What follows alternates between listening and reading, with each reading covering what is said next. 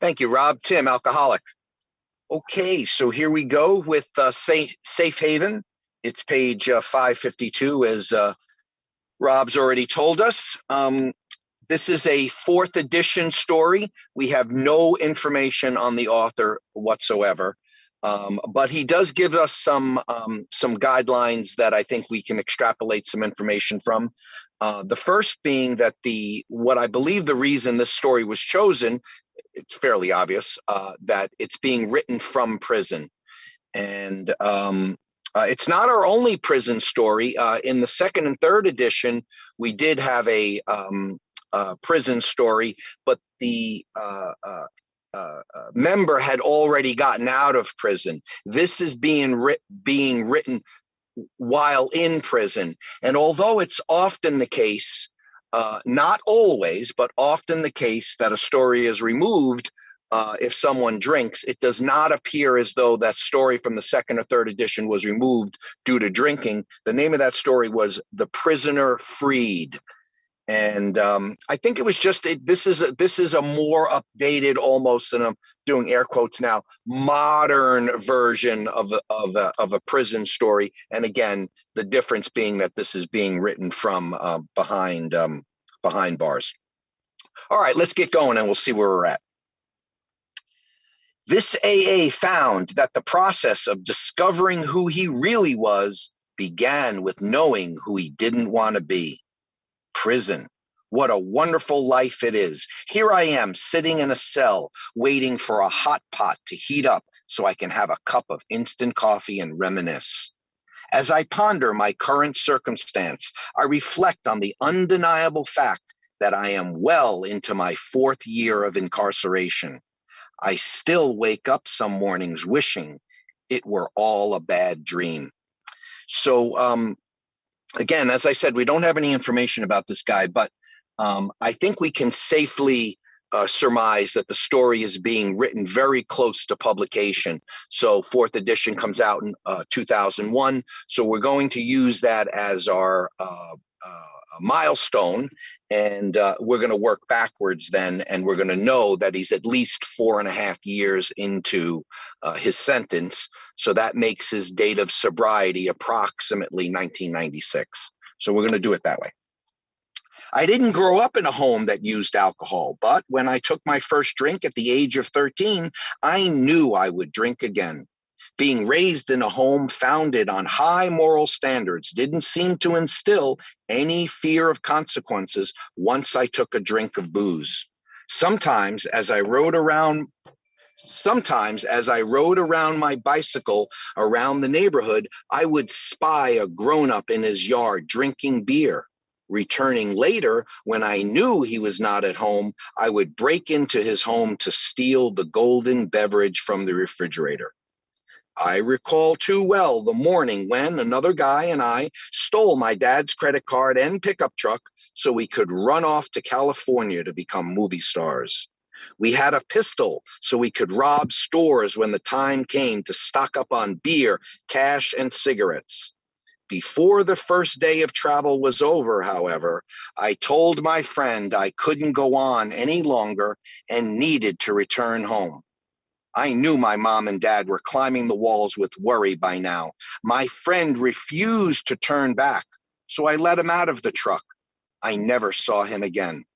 My parents may have recognized my behavior as some serious adolescent rebellion, but they had no idea it was fueled by the disease of alcoholism. At the age of 16, I got a part-time job as a disc jockey for a local radio station. Those in a position to know observed that I had a knack for this kind of work, so I dropped out of high school and started spinning records full time. Drinking and partying went hand in hand with this job. Soon a pattern began that lasted for many years. When the alcoholism became obvious to my employers and began to affect my job performance, I would simply resign and seek employment with another broadcasting company. I recall one day when I was doing a midday show, I realized I could not go another minute without a drink. I put on an album and quietly walked out of the radio station unnoticed. I drove to a liquor store and bought a bottle of whiskey, got back in my car, turned on the radio, and started drinking. As I sat there listening to song after song, the album eventually came to an end, and all you could hear was the needle scratching against the turntable. Someone at the station finally realized I was no longer in the control room and put on another record. During my years in the broadcast industry, I worked from time to time as a radio storm chaser. It was my job to use radar information to follow the storm and spot tornadoes, hail, flooding, and storm-related hazards or damage. I would then use a cellular phone in my vehicle to give live reports over the radio while chasing the storm. One night, the storm was extremely turbulent. Our listening audience was larger than ever as I gave my live report, sounding as if I were on the front lines of a war zone. So what we can extrapolate there is, for those of you younger than me, what he's referring to there is a car phone, which is the predecessor to the handheld cell phone we just walk around the streets with. So I think this is going to place us in like the 1980s, late 1980s is what I'm surmising. The following day, a newspaper honored our station with a nice article about the professional job we did on weather coverage. But what no one knew was that all those professional storm reports were called in from the safety of my back patio as I ad-libbed a little better with each fresh glass of bourbon and cola. Periodically, I worked as a broadcast journalist and reported many news stories on location. I regularly drank on the job and was frequently loaded when calls came in about alcohol-related automobile accidents. There I was with microphone in one hand and flask in the other as I jumped into the news van and rushed to the scene of an accident, just as drunk or more so than the one who caused it. It was inevitable that I would one day become the news rather than just report it by causing a serious accident as the result of my drinking. I had experienced run-ins with the law several times for not paying fines, public intoxication, fighting, and driving while intoxicated. But nothing could compare with the time the police asked me to come downtown for questioning concerning a murder. I had been drinking the night before and had gotten involved in a dangerous incident. I knew I hadn't committed a murder, but here I was being considered a prime suspect. An hour or two into questioning, it was determined that I had not committed the crime, and I was released. This was quite enough to get my full attention, though. I went home and called a friend I had seen at the local mall a week earlier. I hadn't talked to her for a couple of years, but I had noticed how different she looked and behaved. As we spoke, she said she hadn't had a drink for over a year. She told me about a group of friends who were helping her stay sober. I lied to her and claimed I hadn't had a drink myself for quite some time. I don't think she believed me, but she gave me her phone number and encouraged me to call if I would like to meet her friends. Later, when I worked up the nerve to call her, I admitted that I had a drinking problem and wanted to stop. She picked me up and took me to my first AA meeting. In Alcoholics Anonymous, I knew I had found a protective haven. But during the ensuing 4.5 years, I fell into the category known in AA parlance as a chronic slipper. I might get a good 6 months of sobriety under my belt, but then I would get a bottle to celebrate. So I think we're in the early 90s here, and this starting out in Alcoholics Anonymous in the early 90s, and that brings us to the mid 90s at the end of this 4.5 years of chronic slipping. I did all the things that were suggested for me not to do. Within my first year around AA, I made some major decisions, like getting married, renting the most expensive apartment I could find, not using my sponsor, avoiding the steps, hanging around old haunts with my old drinking pals, and talking more than listening during meetings. In short, I wasn't responding to the miracle of AA. My disease progressed and I became a regular patient in detox hospitals, intensive care units, and treatment centers. Permanent insanity was drawing near, and the gates of death were in view. There is a saying that alcoholics either get sobered up, locked up, or covered up. Since I was not genuinely willing to do what it took to get to get sobered up, I had the other options to face. I never dreamed it would happen so quickly. It was a beautiful September weekend just before Labor Day. I made the decision to buy a case of beer and a bottle of wine. Later in the evening, I drank whiskey on top of the beer and wine, blacked out, committed a drunken crime, was arrested, and within 10 days was convicted and sentenced to 20 years in prison. I guess an alcoholic death can come in much the same way.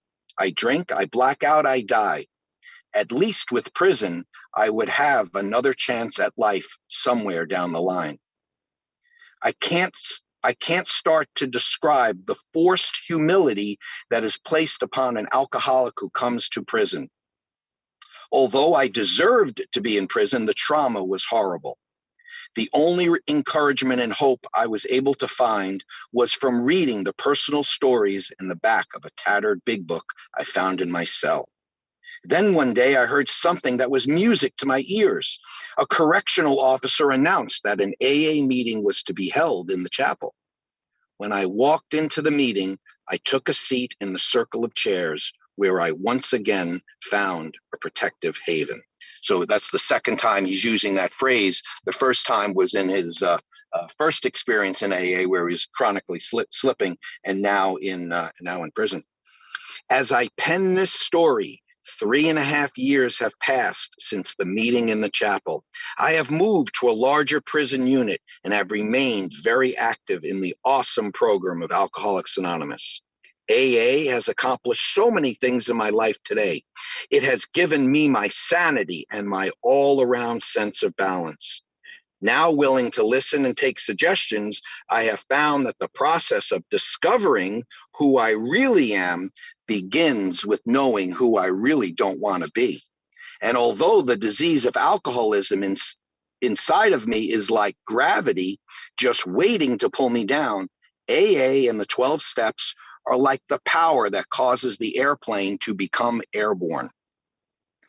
It only works when the pilot is doing the right things to make it work. So, as I have worked the program, I have grown emotionally and intellectually. I not only have peace with God, I have the peace of God through an active God consciousness. I have not only recovered from alcoholism, I have become whole in person, body, spirit, soul. And just the thing to note there is there's the use of the word recovered. I don't think we've come across that in any of the stories up to this point. So I think noteworthy. Recovered from what? A seemingly hopeless state of mind and body, which he alludes to in that second part of the sentence there. I've had one God thing after another happen to me since submitting myself to the principles of AA. The trial officials who convicted me and the victims of my crime have all decided to support my early release from prison. Coincidence? I think not. I've received letters from former employers who have heard of my sobriety and have offered me employment again in the radio industry. These are just samples of God doing for me what I couldn't do for myself. One of the things I have committed to do in return for God's grace is to immediately become active in a correctional committee upon my release. Bringing the AA message back into jails and prisons is extremely important to me and my own sobriety today. From experience, I've realized that I cannot go back and make a brand new start, but through AA, I can start from now and make a brand new end. So that's it. A powerful, emotional thing, obviously, that whole last paragraph. But I think it's obvious why this story should be included. Thanks so much.